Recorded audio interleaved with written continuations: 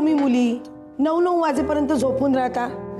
आज तुम्ही माझ्याबरोबर देवळात यायला हवं होतं. काय सजवलं होतं देऊळ मस्तपैकी.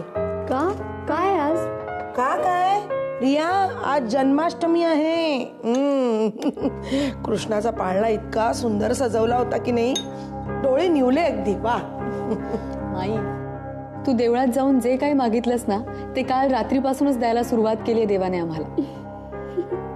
असंही कृष्णाचा जन्म रात्रीच झाला होता, हो ना माई? पण कशाविषयी बोलताय तुम्ही? काय झालं? अगं माई, काल तू रेस्टॉरंट मध्ये असायला हवं होतंस. जय आणि अभिमध्ये सॉलिड राडा झाला. काय आहे रिया, काय ही भाषा राडा वगैरे? काय झालं? कोणी कोणाला काही बोललं का? कोणी काही बोललं का? अगं माई, अभिजितने जयला चांगलंच सुनावलंय माहितीये. मला तर छान वाटलं बाबा. रिया? अगं रिया काय रिया, त्या जयची तर असंच वागलं पाहिजे त्याच्याशी.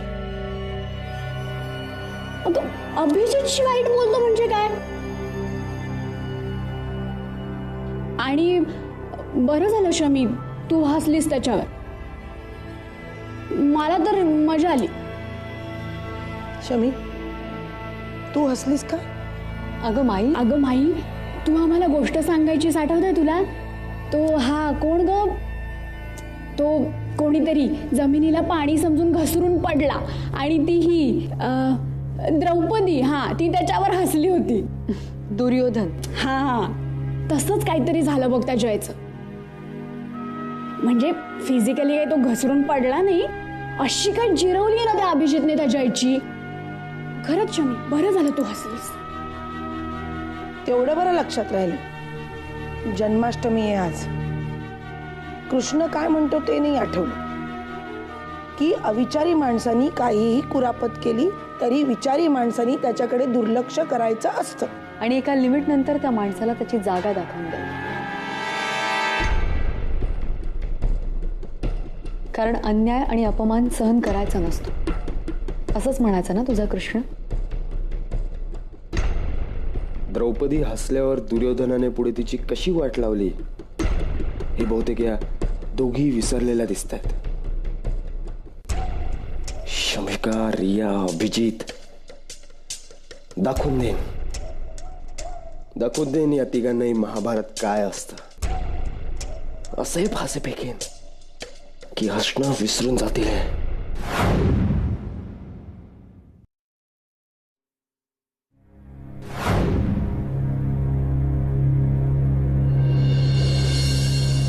मला वाटतं आपण जरा पॉझिटिव्ह विचार करूया. आता आपण हिच्यावर हिप्नोसिस थेरपी सुरू करतोय.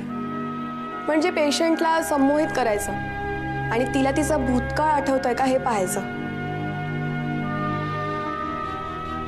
पण यातून खरंच काही फायदा होणार आहे का?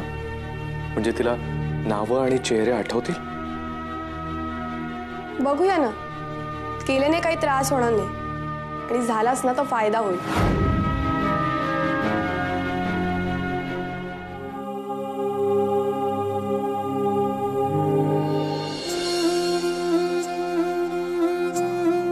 अगं जोर आहे की नाही तुझ्या अंगात, की फक्त जिभेतच जोर आहे? मी असं करून दाखवेन, मी असं वागेन. नीट दाबते हात.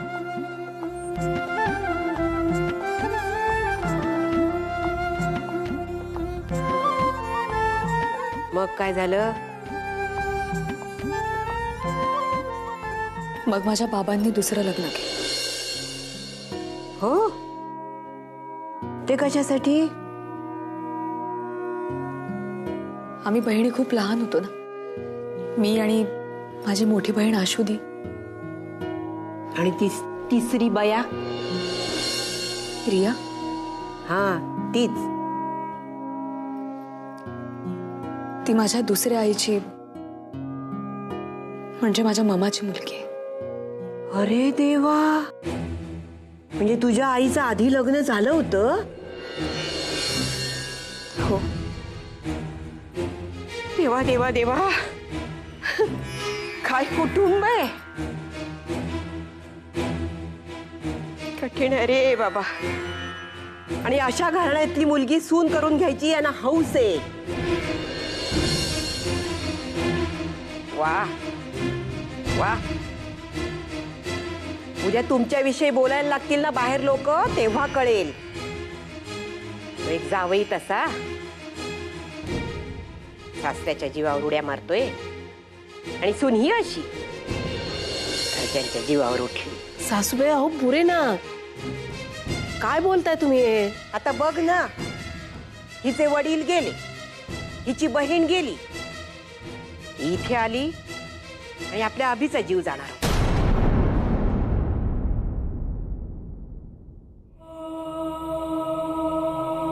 अभि, काय झालं? मला ना आजी जे वागते ते अजिबात पटत नाही माधुरी. सगळं बोलायचं मला कंटाळा आलाय आता. हे बाबांचा राग, आईचा हताशपणा, आजीचं विचित्र वागणं आणि त्यामध्ये शमिकानं या सगळ्याला ऍक्सेप्ट करणं, डोक्याला ना नुसते ताप झालेत माझ्या. ती आजी एवढीच हट्टी आहे, कोणाला काही समजावता येत नाही. घरच्यांच्या विरोधात जाणं मला आवडेल का, पण कोणी माघार घ्यायला तयारच नाही. प्रत्येक जण आपापल्या जागेवर अडलेले. उगीच बोलत नाहीये मी. तशी हिची आई आणि हिची बहीण यांचे संस्कार कळतातच आहेत. काही खरं नाहीये रे बाबा. माझ्या सुभाषच्या घरचं काही खरं नाहीये. अभि, काही गोष्टींमध्ये तडजोड करता येत नाही. विशेषतः जेव्हा तुमचं एखाद्यावर प्रेम असतं आणि घरच्यांचा त्याच गोष्टीला विरोध असतो तेव्हा. त्या माणसाबरोबर राहण्यात तुम्हाला काय सुख मिळतं हे फक्त तुम्हालाच कळतं. त्यांना कधीच कळणार नाहीये ते. हाच पेशन्स अभि.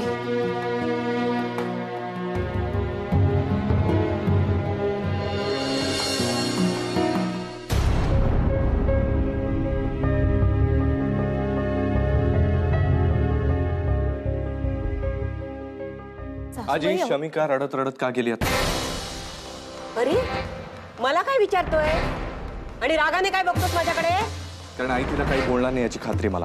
का गेली आई, तू तरी सांगणार आहेस का? काय नाही रे, सासूबाईंनी उलट तपासणी घेतली तिची. म्हणजे तिच्या आई वडिलांच्या दुसऱ्या लग्नापासून तिच्या घरातली कोण कोण माणसं कधी कधी गेली आणि ती कशी तिच्याचमुळे गेली वगैरे वगैरे. अरे सावत्र आई आणि बहीण असली म्हणून काय झालं, गुण्या गोविंदांनी नांदतायत ना, पण ह्यांना कसं चालेल ते. आजी काय गरज होती तिला असं बोलायची आणि टोमणे मारायची?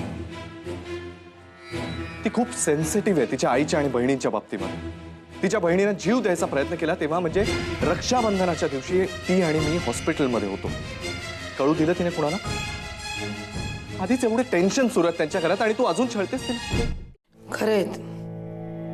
खरंय तुझं म्हणणं. रियू, मला यातच आनंद आहे की तुला तुझा वेडेपणा वेळच्या वेळी कळला. आता यापुढे स्वतःच्या जीवावर असं उदार व्हायचं नाही.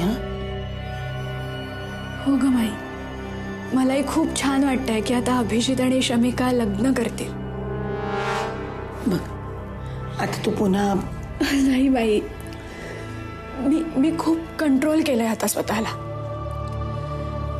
मी ठीक आहे आता. माई पण मला नाही राहायचंय आता इथे. मला न्यू जर्सीला परत जायचंय माई. अगं हे काय अचानक? अगं माई, मी इथे असले तर अभिजित सतत माझ्या समोर येईल आणि मग त्यालाही खूप ऑकवर्ड व्हायला होतं आणि मलाही. शमिका खूप इनोसंटली मला नेहमी त्याच्यासोबत घेऊन जाते ग बाहेर माई. कारण तिला कुठे माहितीये ना की माझं अभिजितवर जीवापाड प्रेम आहे. आणि ही गोष्ट अभिजितला माहितीये आणि त्यामुळेच मी तिथे असल्यामुळे तो खूप अपसेट होतो ग माई. आणि ही गोष्ट जेव्हा शमिकाला कळेल ना माई, तेव्हा ती कोलॅप्स होईल, ती खूप हर्ट होईल माई. आणि मी इथे राहिले तर ही गोष्ट कधी ना कधीतरी तिला कळणारच आहे. तसंही मी अभिजितला सांगितलंय की मी अँडीमुळे नाही तर त्याच्यावर असलेल्या जीवापाड प्रेमामुळे आत्महत्येचा प्रयत्न केलाय. पण मी कितीही प्रयत्न केला माही, तरी पण माझी नजर फार वेळ खोटं बोलू शकत नाही ग. शहाणी माझी पोरती. रिया, हे असं काहीच होणार नाही. माझ्या देवावरती पूर्ण विश्वास आहे. मला नक्की खात्री आहे आमच्या रियाच्या आयुष्यात सुद्धा असा एखादा चांगला मुलगा. आई, हे बघ, मॅडम आणि नीना मॅडम दोघी शॉपिंगला गेल्यात. शमिका सुद्धा नाहीये घरात कोणीच नाही. तू एकटी बसून काय करणार? तू माझ्याबरोबर चल देवळात, तुला छान वाटेल. अगं त्या दिवशी नाही का मी तुला म्हटलं होतं. हो अभिजीत पेंडसे, क्या बात आहे. एकाच वेळी 2 गेम खेळताय आपण आणि दोन्हीकडे जिंकायची आस लावून बसला. अच्छा, बघ, उगाच रडत बिडत बसायचं नाही. हा,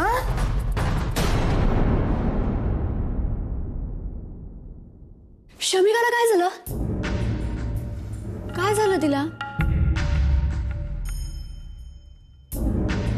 जय, तू काही बोललास का तिला? मी कशाला काय बोलू? उलट तू जे बोललीस ते पुरेसं आहे. तू आता आतमध्ये माईला नव्हती सांगत माझं अभिजितवर खरं मनापासून प्रेम आहे आणि हे जर शमिकाला कळलं तिला त्रास होईल, तिला हर्ट होईल. ऐकलं बिचारीने, गेली रडत रडत तिच्या रूम मध्ये. तिने ऐकलं माझं बोलणं? येस. आपली बहीण आपल्याशी कसं काय खोटं बोलू शकते असं काहीतरी बडबडत गेली वरती. ओह गॉड.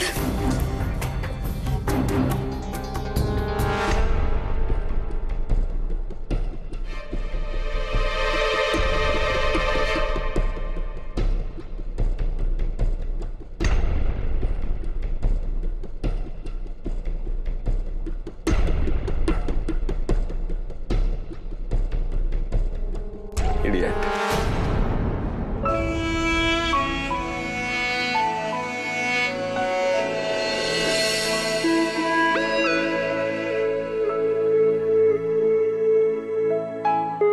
म्हणजे तुझ्या आईचं आधी लग्न झालं होतं? देवा देवा देवा, काय कुटुंब आहे. आणि अशा घराण्यातली मुलगी सून करून घ्यायची यांना हौस आहे. उद्या तुमच्याविषयी बोलायला लागतील ना बाहेर लोक, तेव्हा कळेल.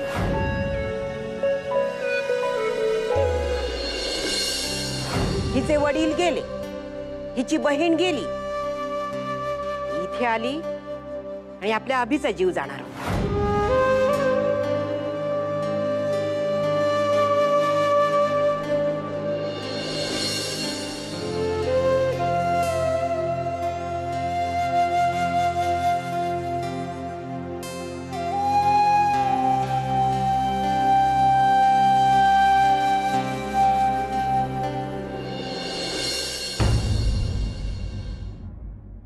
Shami, I am sorry. मला तुला हर्ट करायचं नव्हतं ग.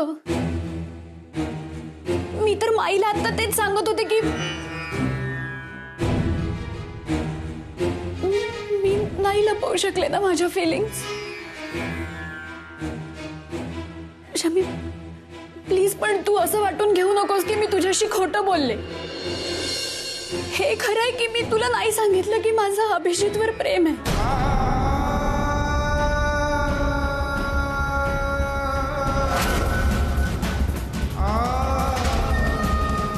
शमी, पण तो मला आधी आवडायचा ग. आता तसं काहीच नाहीये. मला नाही यायचंय ग तुमच्या दोघांमध्ये. इनफॅक्ट म्हणूनच मी आत्महत्या करण्याचा प्रयत्न केला होता.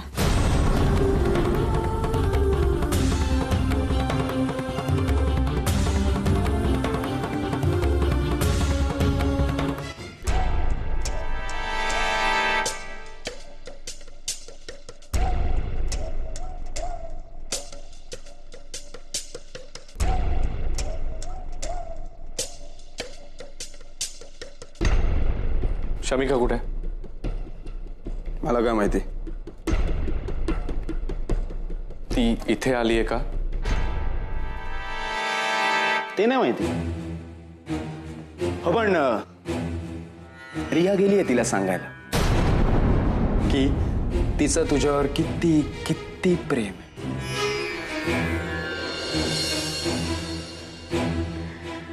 ओ अभि, काय झालं? याही वेळेस तुला तुझ्या मर्जीने तुझ्या टायमिंगने पत्ते ओपन करायला मिळाले नाही, कारण मी शो मागितला हा ना. तू काय सांगितलंस तिला जय? मी काय नाही सांगितलं. मी फक्त रियाला हे सांगितलं की शमिकाला सगळं कळलंय तुमच्याबद्दल.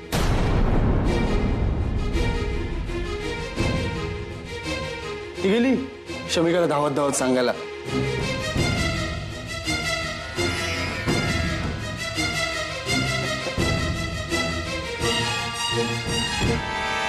Shami, please understand me, trust me. माझ्यावर असं रागवू नकोस ना शमी. प्रेम असं ठरवून नाही होत ना ग.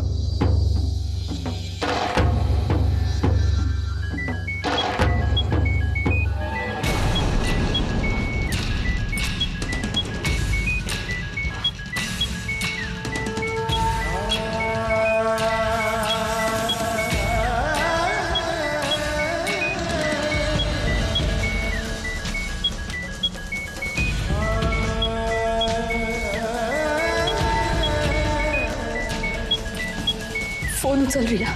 शमी, अगं पण मी रिया, फोन उचल.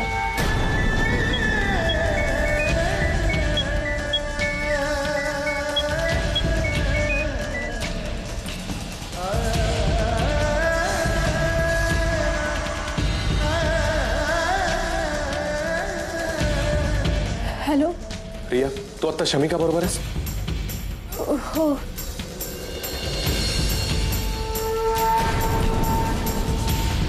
रिया, शमिकाला यातलं काही सांगू नकोस.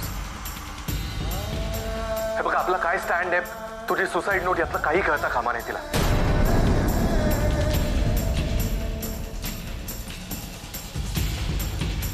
आपलं जेवढं ठरलंय तेवढंच सांग.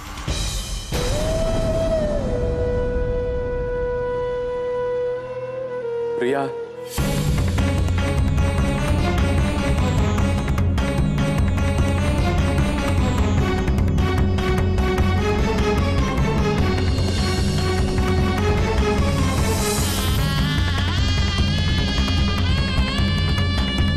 रिया बोल काहीतरी.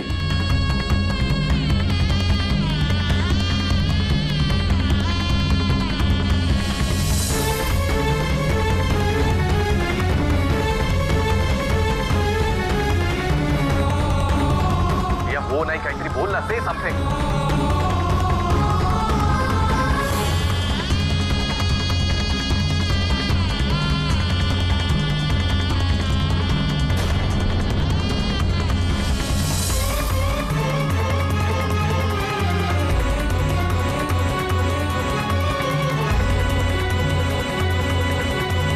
अरे अभि, शमिकाने तुझं सगळं बोलणं ऐकलंय.